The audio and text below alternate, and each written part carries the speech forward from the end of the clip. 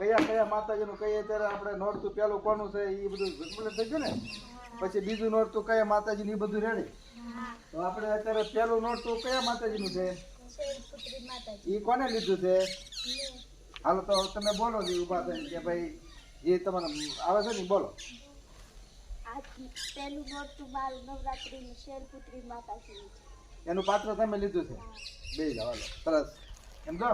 બીજું નોરતું કોનું છે એમાં શું છે બ્રહ્માચારીની માતાજી બ્રહ્માચારી ઊભું થઈ ગયું હાલો બીજા નોરતે કયા માતાજી છે બીજા નોરતે નવરાત્રીના બીજા દિવસે બ્રહ્મચારીની માતાજીનું હું પહેરવાનું બરાબર બ્રહ્મચારી માતાજીનું નોરતું બીજું છે એ પાત્ર તમારે લેવાનું છે ને બરાબર ત્રીજું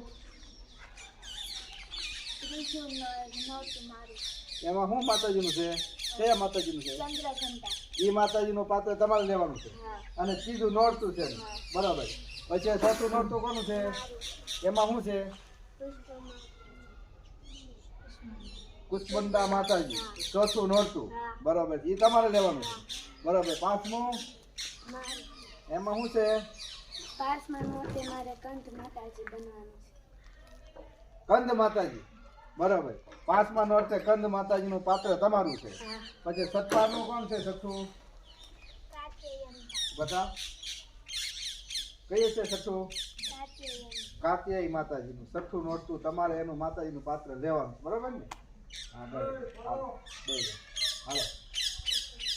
હાલો બીજું કોણ છે તમારું કાળરાત્રિમાં સાતમા નોરતે કાળરાત્રિમાં બરાબર પછી આઠમું ઉભા થઈ જાઓ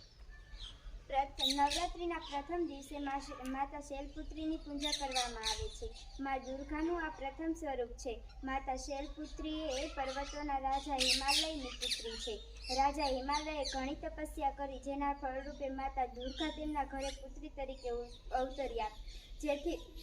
આ માતાની શૈલપુત્રી એટલે કે પર્વતની પુત્રી કહેવામાં આવે છે આ માતાનું વાહન આખલો છે તેમના જમણા હાથમાં ત્રિશૂળ અને ડાબા હાથમાં કમળનું ફૂલ હોય છે સરસ ચંદ્રઘંટા